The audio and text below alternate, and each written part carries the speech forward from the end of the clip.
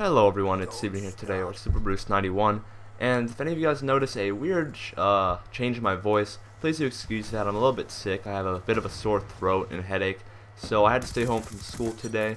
So I thought this would be a perfect time to make a video for you guys today on one of the new DLC maps. Well, not really new, but one of the ones that came out of the new DLC, which is Uprising. This map is Studio or Firing Range.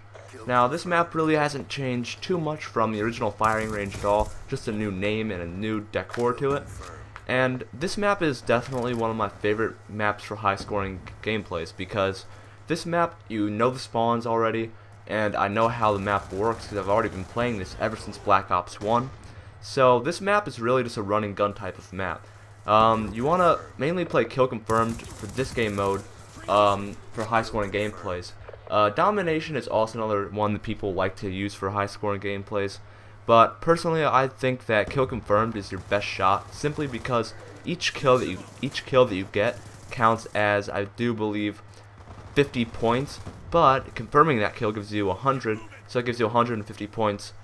But in Domination you only get 100 points per kill, but you do get 200 points for capping a neutral flag, which can make up for that. But you know, I think that overall confirming kills is a much more efficient way of getting score streaks a lot quicker, especially in this map because it's very high paced, very high intense action.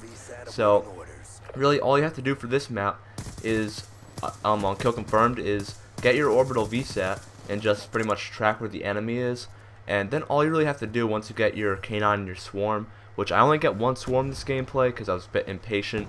But once you get your K9 and your swarm, all you have to do to get your next set of score streaks is to pretty much just go play pick up the tags. You don't have to worry about actually killing them because your K9 and your swarm are doing that for you.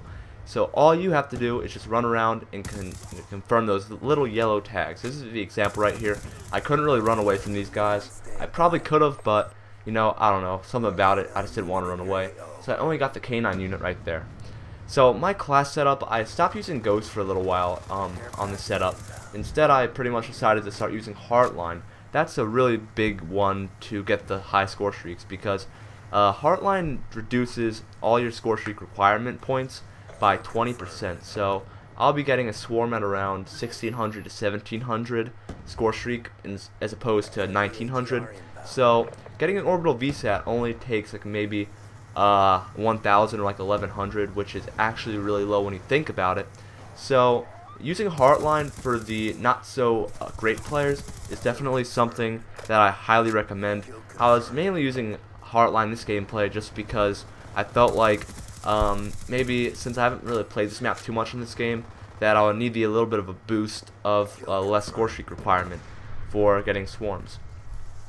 The only thing you really have to do in this map, and for most maps, to really do well, I can't stress enough, you don't have to be the best Call of Duty player in the world to be a good player. Like, you don't have to be the best gun-on-gun fighting. Like, you don't have to be like amazing at fighting people with guns, like head-on-head.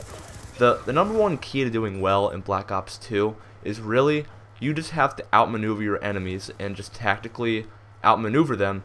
And once you can do that, you pretty much are able to sneak up on the enemy, get a few easy kills and a few easy confirms, and just keep on doing that, and you'll have no problem getting the swarm or the K9 or Lodestar or any of those higher score streaks. That's one thing I have to say. The only way that you're ever going to get these score streaks is really avoiding confrontations with more than one or two enemies face to face.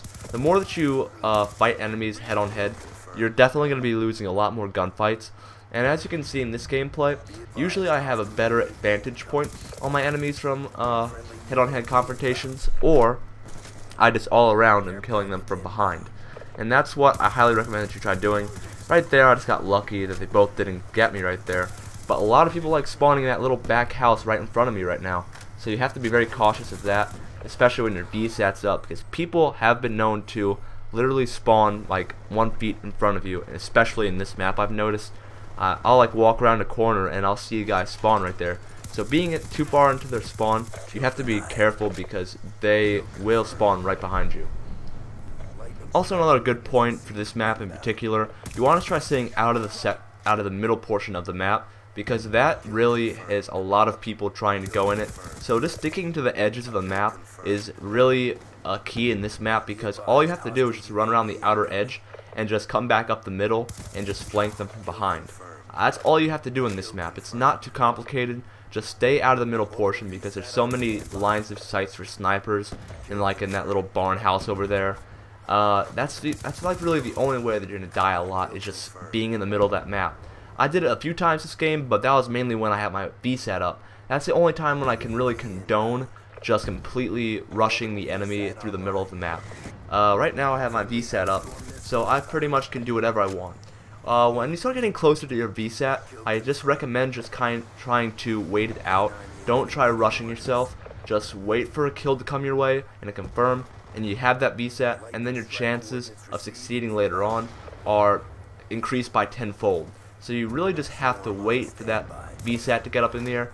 Once you are able to get that, your chances of completing the higher score streaks, like the Swarm, the Lodestar, are a lot higher. And this one player of this game was actually AFK the entire time. I don't know how he wasn't kicked out of the actual matchmaking system, but I ended up getting quite a few easy kills off of him. So I definitely enjoyed that about this gameplay. Just a free, easy 150 points like every minute. And my final score of this game was actually 51-4. Not one of my better gameplays. I actually had a Vertigo gameplay. I don't really like that map, and I got a good gameplay for it, but unfortunately the theater cut it in half, and I wasn't really recording gameplays at that time, so I kind of lost that gameplay. Unfortunately, really good gameplay too. I went like 96-7, but it's gone, unfortunately. Also, be sure, if you don't use scavenger like myself, be sure to make sure that you pick up other people's weapons off the floor. As you can see in this game, I was pretty much mixing and matching my gun combinations. I would just be walking around and be like, I need some ammo for a different gun, and I would just kind of scavenge for a gun on the floor, and it would usually work. Just make sure you don't get too far into your gun, like where you run out of complete ammo, because that's when you're really in a lot of trouble.